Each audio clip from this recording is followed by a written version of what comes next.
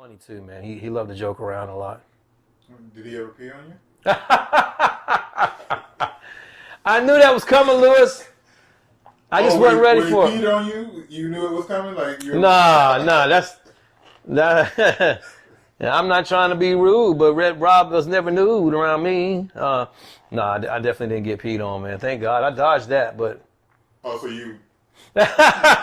You're not the first person to ask me that, though, man. I mean, it's so funny. It went from, like, R. Kelly flying me out to people being like, man, you serious? Like, R. Kelly's flying you out? To, like, yo, when I told people years later, they're like, did he pee on you? First question. Oh, it wasn't my first question. Yeah. Make sure you hit that subscribe button on YouTube. Look us up because we got a new episode. Champion bound, I'm Malcolm X with a pinch of Christ. Cashes with the jab, I'm Floyd May, my defense is nice. Crafted by a Mac, I'm embedded to get the cheese. Genius with the beats, this pop off and I move with ease. Genius. Heart cold, apply pressure. What's up, you guys? Michael McCrae here. Some of y'all know me as Mike Wags. Most of y'all do around town. You decided not to sing for Diddy, which we kind of decided might have been a good thing. Yeah. You could have been running for cheesecake or something. Funny enough, I got introduced to the Cheesecake Factory with R. Kelly because he took us there one time. Okay. Yeah, and one of the coolest things that we did, one time he said, I'm coming by the hotel to pick you up. He said, we're going to a theater. And I said, okay. And I thought that was kind of weird. I was like, I guess we're going to go watch a play or something.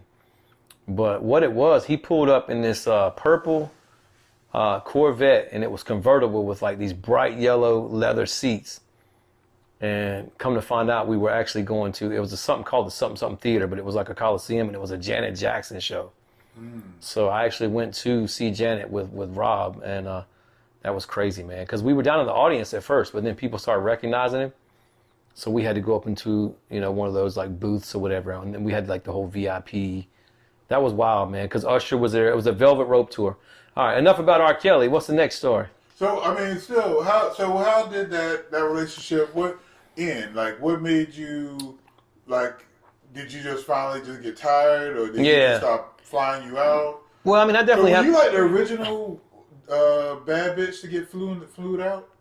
I think so, man, because I talked to some of his people in later years that I saw, like, in L.A. and other places, and they were like... Are you the original city girls? Well, they told me, they said, the guy, some of his guys were like, hey, we never saw him fly anybody else like that out. I mean, he did have a group of guys called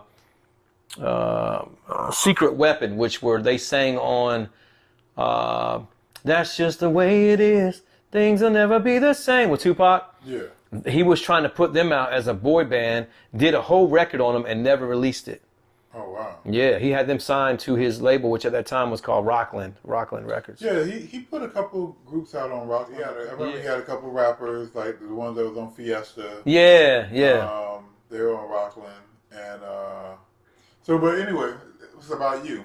Yeah. So at the end of it, he finally was like, hey, man, maybe you should, head back, to North Carolina for a while. He said, I'm about to go out on tour. He said, I might be able to fly you out for some dates and stuff. He said, but right now, everything's getting real busy. And his career was already in a big place, but it started getting bigger and bigger. After he started working with Celine Dion and people like that, had I Believe I Can Fly out, which was major. So he was like, hey, you should probably, go back home for a while. So I did. And that was really kind of the end of it. But funny enough, about a year or two later, he was coming through the Raleigh Amphitheater to do a show. And me and my buddy went. He goes, man, we should go. I said, okay, cool.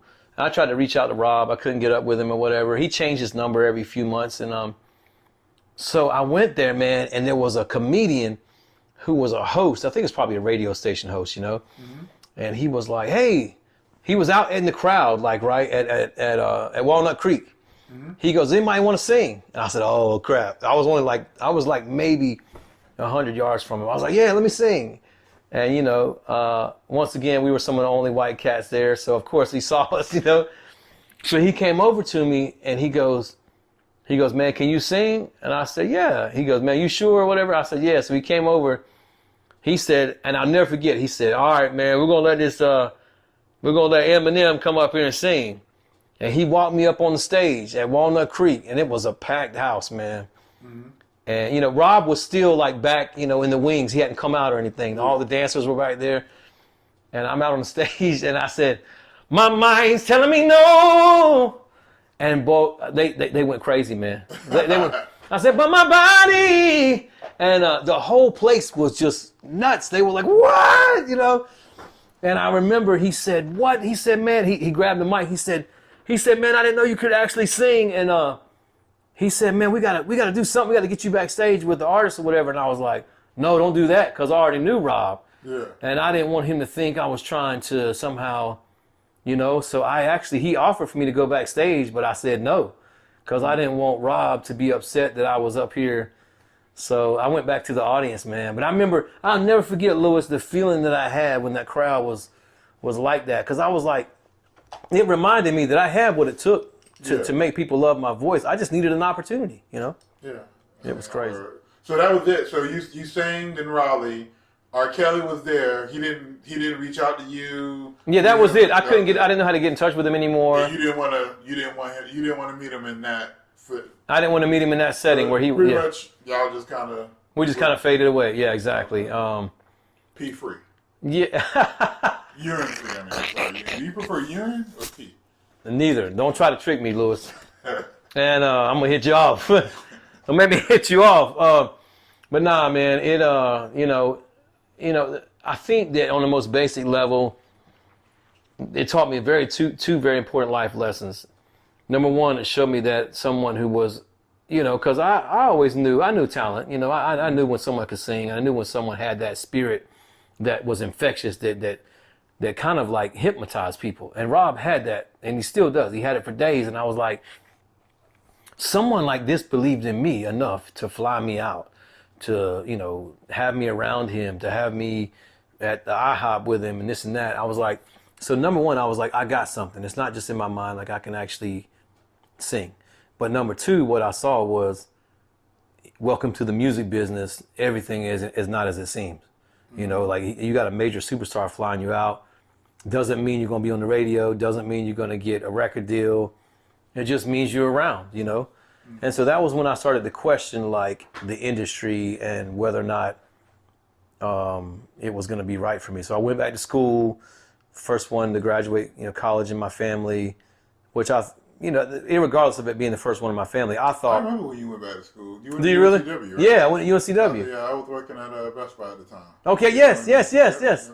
I went to UNCW and I got a little communications degree because in the midst of all this music stuff, I had been somewhat going to school at East Carolina for 2 years, and then it was important to me to get the degree because I felt like the degree was, in a lot of ways, it was like metaphorically for me getting everything that I didn't have from music because I was going to see a finish line.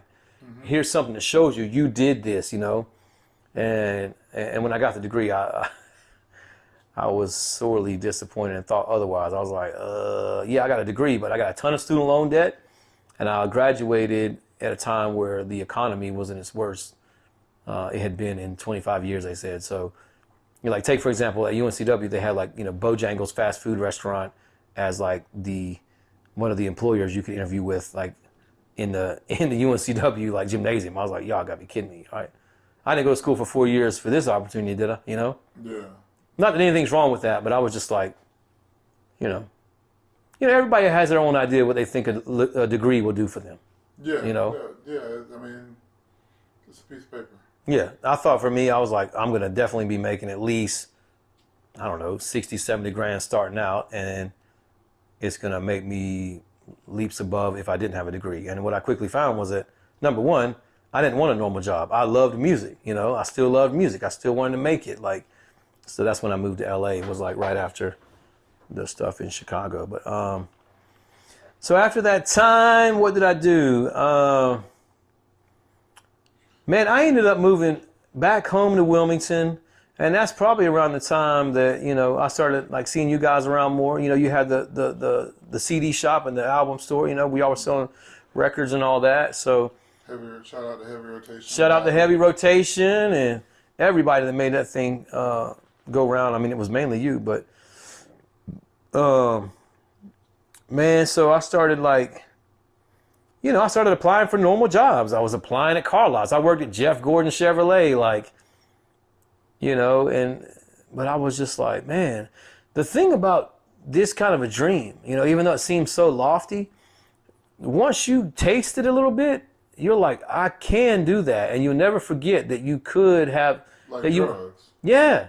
I was like, man, plus I was still singing and, you know, like a little, whatever, maybe talent shows or singing dude, I carried way too much okie here for years. I carry a lot of, I say karaoke, but I carried a lot of karaoke. Like when like NSYNC and all those guys were real big, I was like singing at, you know, Sandbar once or twice a week. I was at Holiday Inn singing. And were you just the regular? Were you the MC for it? Or no, I was just a guy singing there. Just going. And everybody, you know, there was some great singers there. You know, I wasn't the only one in town that could sing, but everybody was like, damn, you could sing. And so it was reminding me, I was like, this is a weird dream, like music, because people see that you're a little bit above average, but it doesn't mean anything about whether or not you're going to ever have the stars align for you to actually get the dream that you hope, you know? Yeah, this is kind of pre-internet, so it's probably hard from Wilmington, North Carolina. Yes. You know. Thank you for saying that. Yes. To make those stars align. Well, and there's no like managers around here that have really had any experience, you know, like you're kind of like, if you look at it on the map, you're as far away from the entertainment business as you possibly can be without going in the ocean. I used to look at that all the time. LA, if you draw a line from LA, I don't even mean going up or down on the map, but if you draw a line straight from Los Angeles to Wilmington, North Carolina, it's as far as you can go without being in the ocean.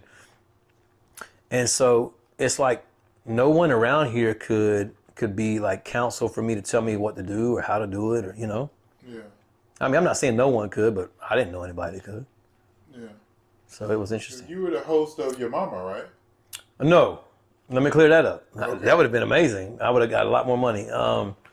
No. So the thing is, Lewis, I would come home, man, for like 6 months to a year, and I would try to, you know, get a conventional job here. I went out and got the Ralph Lauren suit and, you know, the resume and the cover letter, and I was running around applying for jobs like, you know, sales jobs, and I'm trying to remember.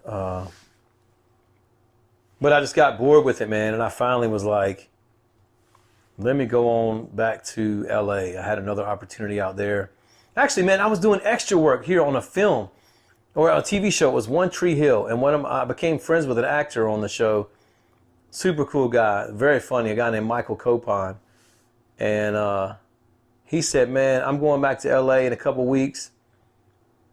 I want you to come with me. And I was like, man, I've already been out there and nothing came from it. He said, well, come on, I'm going to introduce you to some people. So we did a cross-country drive from Wilmington, North Carolina, with a U-Haul truck with his stuff in it, and moved out to LA. And then I went back after it again. After college, I tried for a year or two around here, and I was like, Wilmington's doing nothing for me. You know, I'm starting to be the old guy at the bars downtown.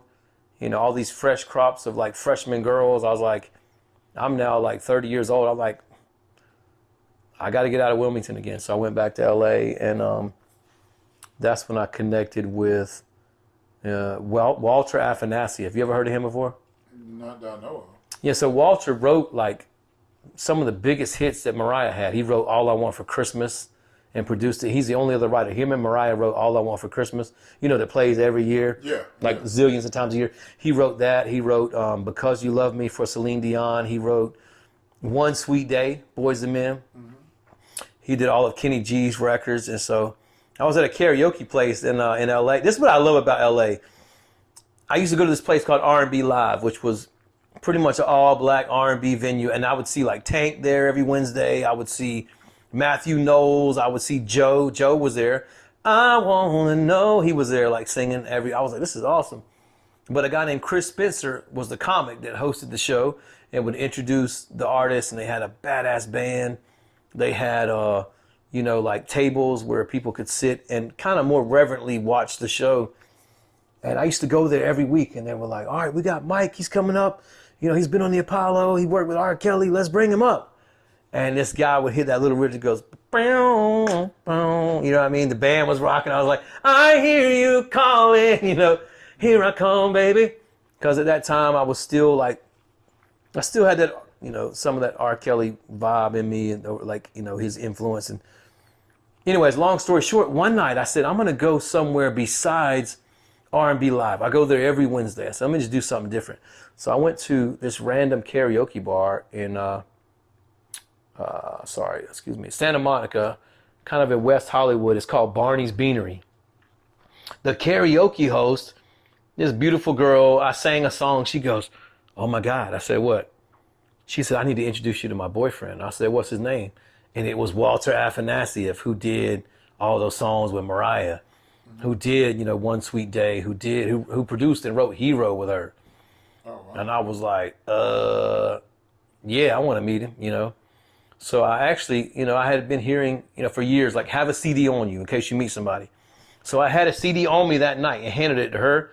And she called me later that night and was like, she said, this is an amazing, you know, CD. She goes, I'm gonna have Walter contact you in a couple of days. So Walter, fast forward like a week and a half later, he came out to the next time I performed at R&B Live and sat front row right here. So when I came up, and there was a packed house that night, you know, and let me tell you, the talent at R&B Live was very high. You know what I mean? Like, someone could come and sing where if they were here or anywhere else, they would blow it out the water. But in Hollywood, you know how it goes. Somebody gets up there, sounds like Whitney Houston, and they're like, yeah, you did your thing, girl. But it's like, yo. So anyways, my point is, Walter Afanasieff, after the show, said, man, I love your voice. He said, I'd like to do a record with you. So here again, I'm getting excited. You know, we're sitting at the 101 Cafe in Franklin. It's about, I don't know, 11 o'clock at night. And he's like, man, so he goes, I'd like to do, you know, I'd like to record you on an album. He goes, you know, we just need to find some time to sit down and write some stuff. And he goes, you know, I think there's the timing is right and all that. But it never happened. It never led to anything. Like, he had me over at his house a few times. I sat at the piano where he wrote Hero for Mariah. But his girlfriend, this girl named Katie Carzola, who funny enough was the one that introduced me to him, decided that, you know, it was taken up. She didn't say this out loud, but you could see that it was taken away from her ideas and her projects that she wanted to do with him. Because she was a comedian, but she also wanted to open a nail salon. At that time, there were some days where him and I were sitting at the piano, but the same day we're over at the mall trying to set up a kiosk and buying curtains for her to have a nail thing in a kiosk in the mall. I was like, this is wild. But I was like, whatever, I'm hanging around with a hit producer. So, yeah, huh?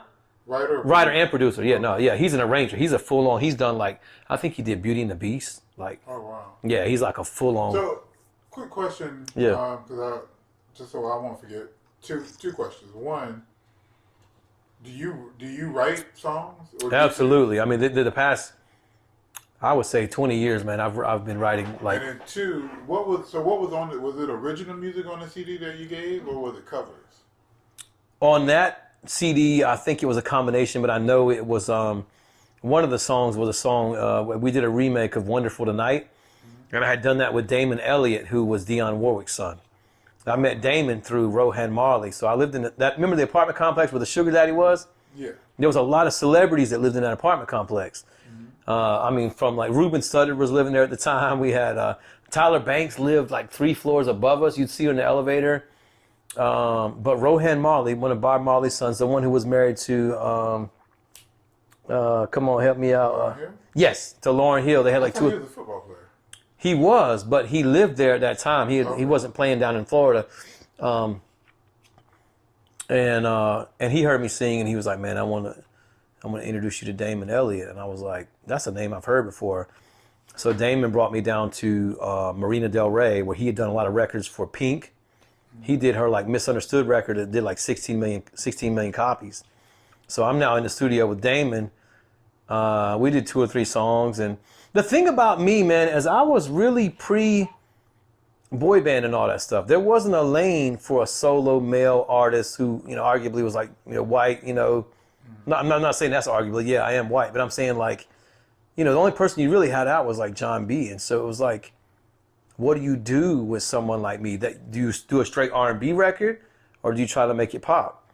And R. Kelly used to ask me that all the time. What do you see yourself doing? And I was like, and then he looked at me. He was like, "You just want to do hits, don't you?" And I said, "Yeah." You know, because at that time, man, boy bands were dominating everything. You know, bye and all. And you know, I mean, you know me well enough to know I wasn't singing that stuff. Yeah. I was singing Brian McKnight. I was singing Gerald Levert. I was singing Guy. So anyways, let me try to stay on track here. I gave her the CD, and next thing you know, I was at Walter's house, and he was saying he wanted to do a record. But all of a sudden, he started kind of not calling me back as much, not being available. And I was like, are we doing this? And he texted me one day and says, hey, Mike, you know, I got a lot going on. I got, you know, a really nasty divorce going on. You know, the timing's probably not right to do the project that I wanted to do with you. And I know you feel like you got invited to a party that you're now being asked to leave. He said, you know, I apologize. Don't take it that way. And then fast forward a couple years. Check this out, Lewis. Him and that same girl who was a karaoke host had a reality show on the TV Guide channel called The Nail Files. And it was about her nail salon. She now had a brick and mortar store in like Sherman Oaks where she would have reality stars come to her nail salon.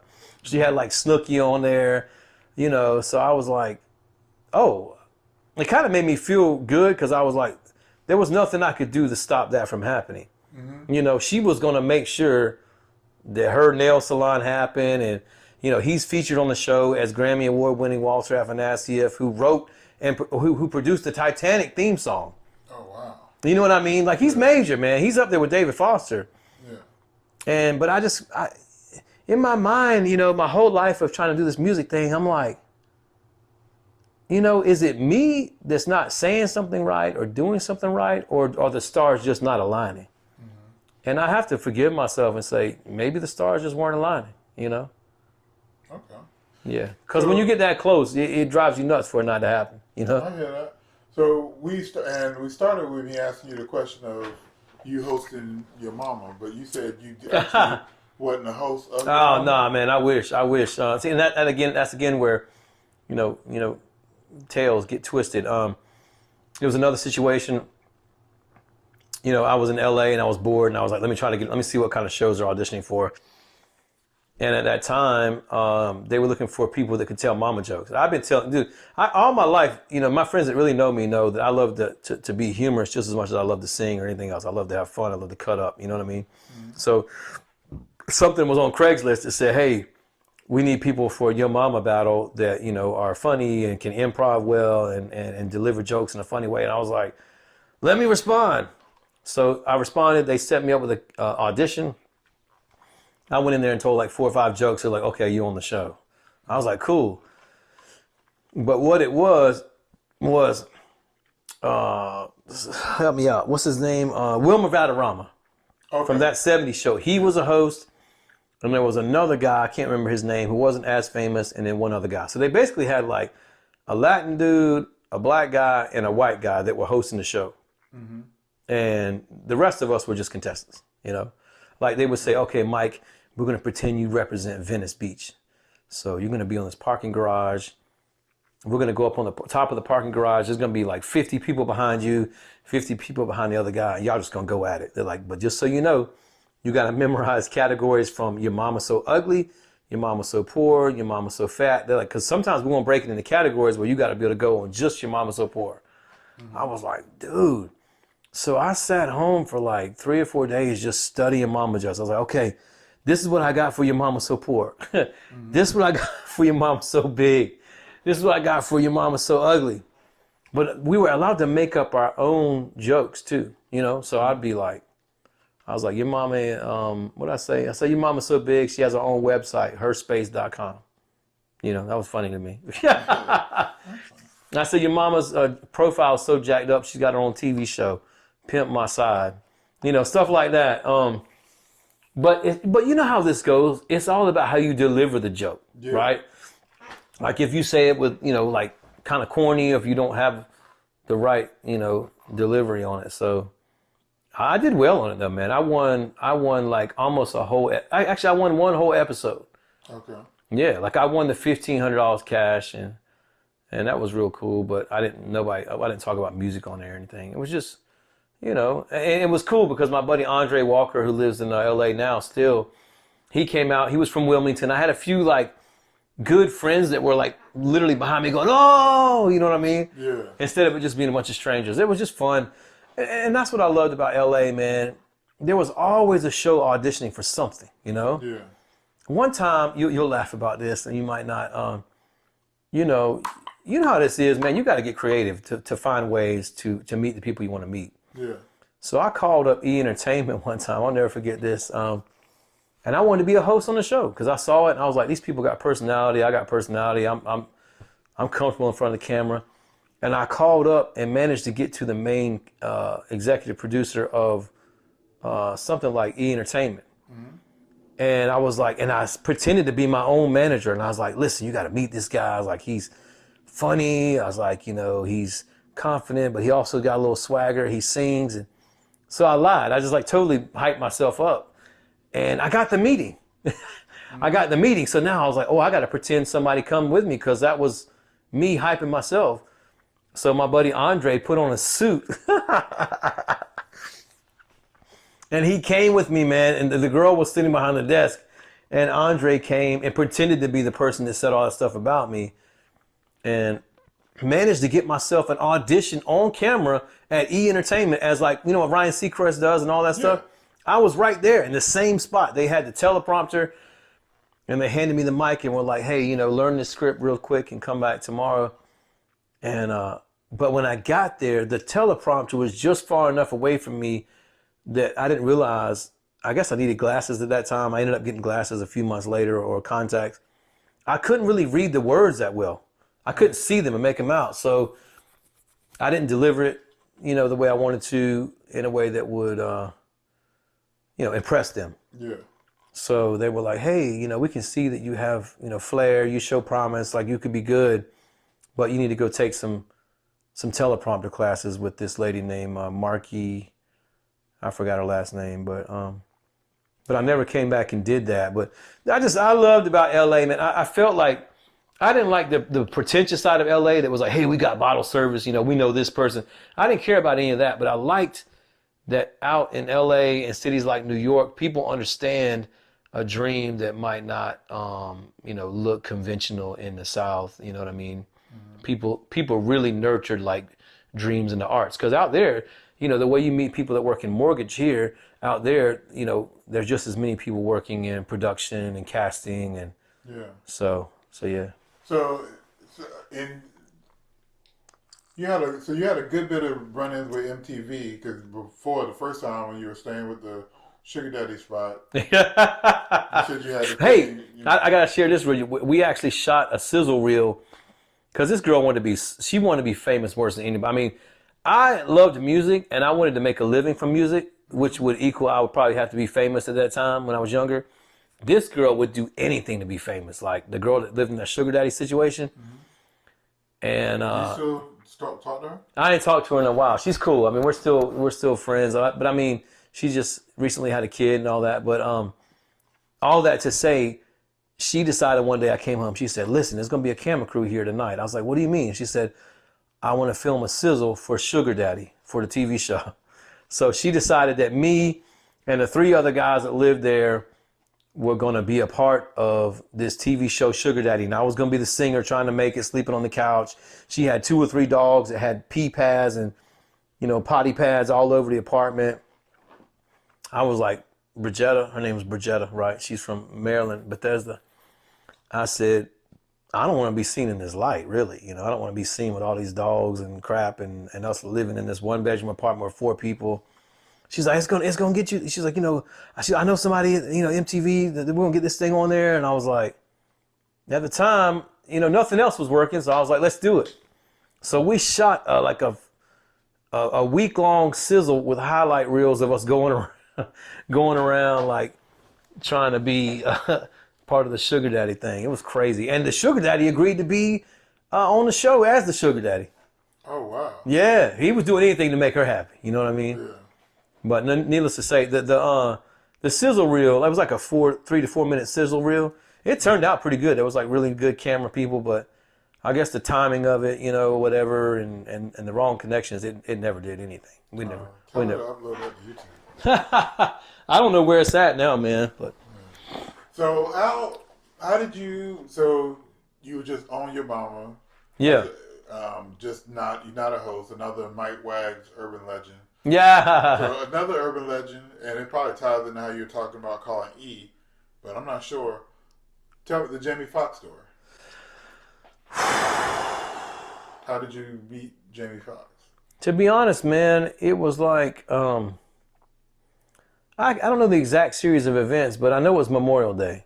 Okay. And I got a call from Eric Thomas Thunis, or maybe I didn't know Eric was in LA, and he was there, and I think it was him. I know he was there, but I think he had a buddy that was with him too. I can't remember who it was, but whoever it was, he was with. No, he was with the guy that played in Ray. Colin, what's his name? Carlton? No. You know what I'm talking about? Yes, he was in a lot of Eric movies, early movies, right? Yeah, well, but he was a major role in Ray. And he played Pinky in Next Friday, right? Yes. God, I forgot his name, but anyways. God, I can't. If you wouldn't have messed his name up, but go ahead. Anyways, I got a call from one of those guys, and Eric goes, "Hey, do you want to come to a party?" I said, "Sure." Well, little did I know on the way there, it was Jamie Foxx's house we were going to. And it was over in Westlake Village. And I'd never been to that part of LA before. It's about 20 minutes outside. Long story short, we get there, man. And we came up a back road, like a service road to Jamie Foxx's house. And we got there. Jamie was like, "Hey," we pulled up. He's like, "What are y'all doing?" And he was kind of like taken aback and taken off guard because he wasn't, I don't know, he wasn't aware that we were going to come up that back way to his driveway. And so Jamie was like, "Man," he's like, "I about got my piece out." He's like, "I didn't know y'all were coming up this way."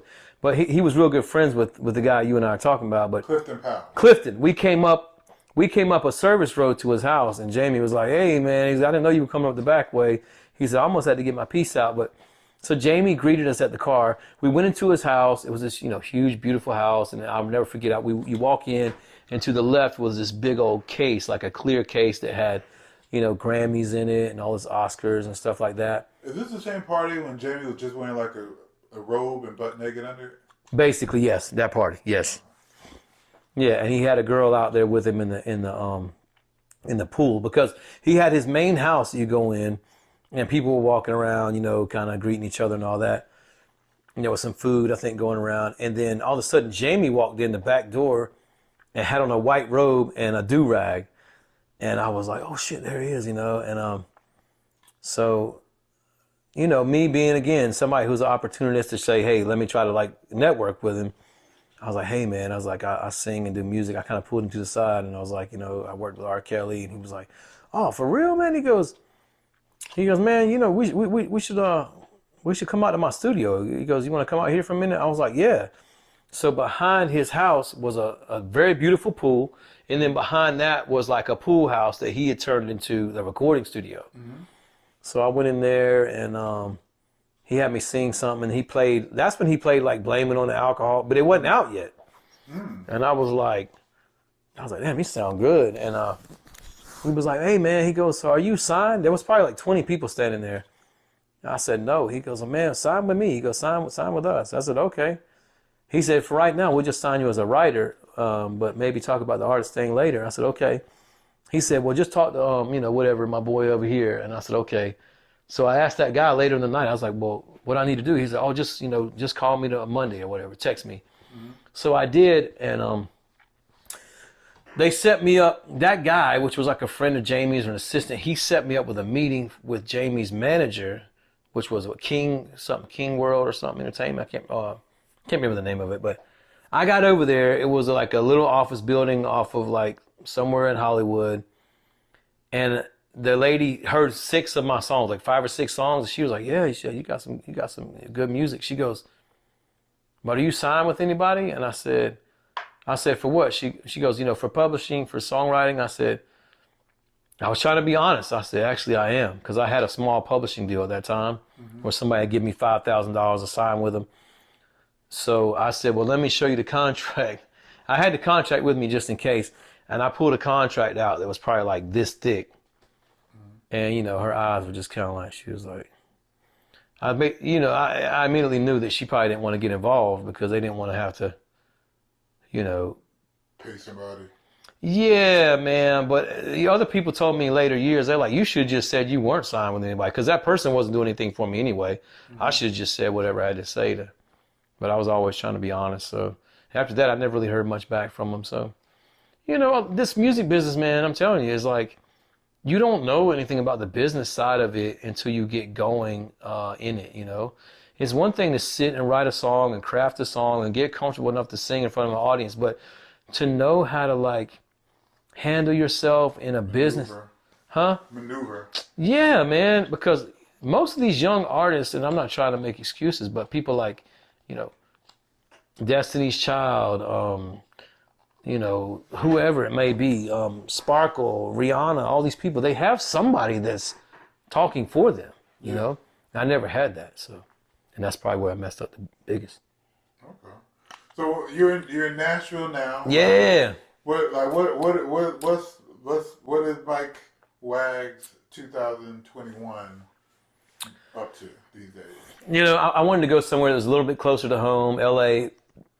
If you grow up in the South and you leave, if you leave too far, you feel like you're, at least I did, you feel like you're turning your back on your family altogether. You're like, oh, hey, I'm just disconnecting from everyone. And I never felt like that in my heart. I just wanted to go where opportunity was, which is an interesting irony, because I felt like I was born as far away as a person could be from the dreams that I had interest in, which was entertainment. I'm over here where people are like, they're like, we understand it if you're a salesperson. We understand it if you want to, sell cell phones, but nothing else, Yeah. And so Nashville was a little bit closer to home to me. I love that Nashville is a very collaborative town, and people are always wanting to co-write with you when you go out. If people hear you sing or they hear your songs, they're like, hey man, we should write sometime. So I get involved with a lot of co-writes in Nashville. Nashville's got some incredibly talented musicians there that, but it's like LA reversed. Instead of everybody trying to be an actor, everybody wants to be a singer or a songwriter.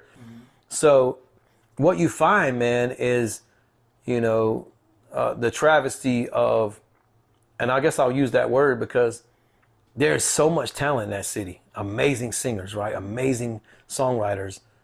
But we all know inevitably they can't all make it. You know what I mean?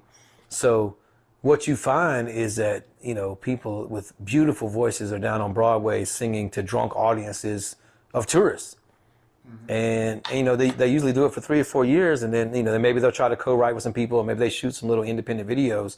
But it's a cycle where the same artists stay famous, the Tim McGraws, the Carrie Underwoods, and every now and then you'll have a new artist introduced. But I think what I love about Nashville is that, people understand what it means to be, really pursuing music, Do you link up with anybody from Wilmington out there? Yeah, I mean, not really. Nah. Well, no. I mean, I'm saying yeah because a few people come to mind. I got a friend named Brian. I forgot his last name, but he plays drums. My buddy Chris Klein. He's a talented singer and writer. What about Tim? Do you? I don't even know if you have a relationship with Tim. Oh, Tim Beatty? Yeah. So I knew Tim back when he lived in Gordon Woods with my mom. Lived in a place there in Wilmington. Eric T. We all lived in the cul-de-sac together. Like my mom lived in one, Eric lived in one, and Tim lived across the street. But I never really was that tight with Tim. I always respected him. Being a mover and a shaker. Tim was always getting it done, be it DJing with the Global DJ, to then later, really, really diving in deep with the CAA thing. But, a few times I played him a couple songs and he said, he'd keep me in mind. But But really, that's not what Tim does. He's not an A&R guy Yeah. who finds talent. Tim is someone who works on the booking side of very famous, country artists. And I mean, I'm not saying he hasn't done that before. I'm sure he can make suggestions, but so far as I know, that's what he does. But yeah, man, other than that, I do meet people from North Carolina that are really cool. It's like, I'm trying to think. What I love about Nashville, this is a misconception. Yes, it is a mecca and a hub for country music, right?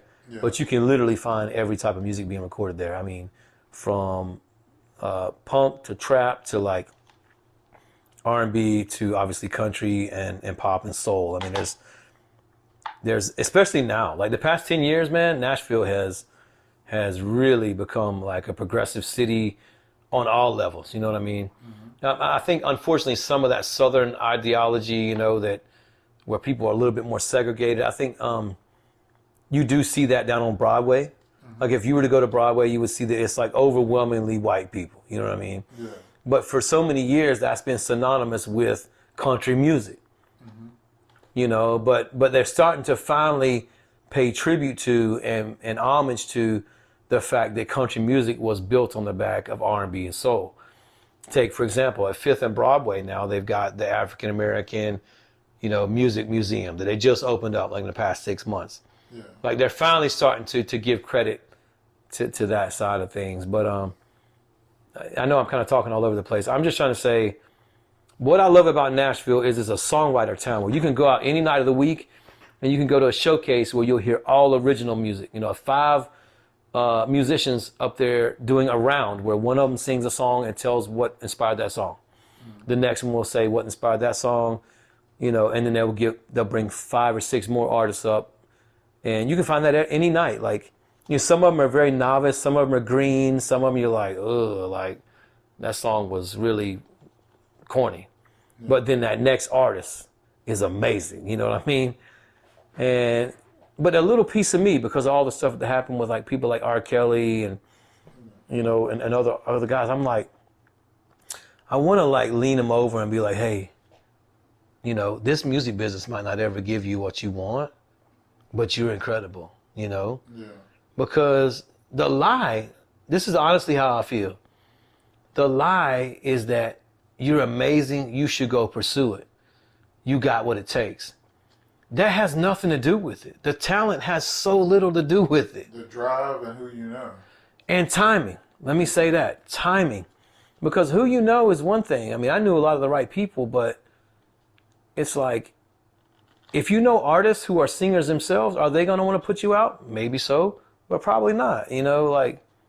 That's just been my experience, I think this thing is so interesting because some people might be in Nashville or LA for 6 months and boom, they're on a movie soundtrack, and then they got an artist deal. Some people might be there toiling away for 10 years who are incredible singers who just never make it, So it's wild, man. Have you ever completed like a project? I appreciate you asking that. I probably haven't spoken much to that, but man, over the past 10 years, I've probably written like 100 songs that I've been incredibly blessed to get fully produced. So these days I'm writing, a lot of pop stuff, but more country kind of, the thing about country music is finally in a climate where it took country music adopting the sounds of R&B and hip hop to stay relevant. And pop music. And that's why people say all the time, well, country ain't country anymore. Guess what? That old country wasn't going to stay alive. Mm-hmm. The 90s country, Black Hawk, John Michael Montgomery, all that stuff, that's been done. These kids grew up listening to Young Jeezy just as much as they did to Tim McGraw. Mm-hmm. So we're finally fusing the music where it's reflecting all the things. And so, but here's the thing, Lewis, you got guys like Dan and Shay who are putting out records that sound like R&B records. They don't even sound country at all. They don't have any country instruments in them. Songs like, you'll say you'll be down in 5, thinking that I saw you. I'm floating on your bed. Like the whole production of the song Da-da-da-na, da-da-da-na, da-da-da-da-da. It's all like R&B pop, and they're calling it country. And I'm just like, is it country because it was recorded in Nashville, or is it country because they had another record before this that was country, so now they get to still be country? But all that to say, dude, you should hear some of the songs I got lately. I got some stuff that like sounds like straight country, and I got some stuff that's like, R&B pop. But yeah. So how do you? so these days, I'm a writer. Just to answer your question, I'm doing a lot of writing these days. My ideal goal is to write a couple big hits that become really big with some artists, so that I get that mailbox money, and I still get the creative satisfaction of having wrote the song. Yeah. Yeah. Okay. Yes, while a country artist might go around and try to build a following in small towns, they probably don't do as much with trying to build a viral audience. But that's not necessarily true. I see country guys on TikTok and all that. That's my biggest. Let me just say this real quick. I've put the past 10 years, man. I've put a lot of grind, if you will, and elbow grease into writing songs. Like, I mean, I've written with some amazingly talented people. I've written some stuff on my own, but I have sorely not done anything on YouTube. I've not hardly, you know what I mean? I've not like marketed myself in that way, because it takes a different type of energy. You're already like trying to pay your bills with some kind of normal side job, right? Then you're writing the songs, you're recording, you're trying to find a budget to record, you're trying to find the right musicians for that record. Then you got to put on a different hat of like, all right, how do I market myself? And this is, a little bit of a stretch, but I try to, use the comparison. Could you imagine if back in the days, somebody like Marvin Gaye did this big old record, and then he had to go get online and get on YouTube and start figuring out how to get himself out there? Like, that's a whole different job. Yeah. I've never professed to be somebody who knows how to market myself. All I know is I know how to write songs and sing. Yeah. You know what I mean? So it gets frustrating. No, I definitely get that.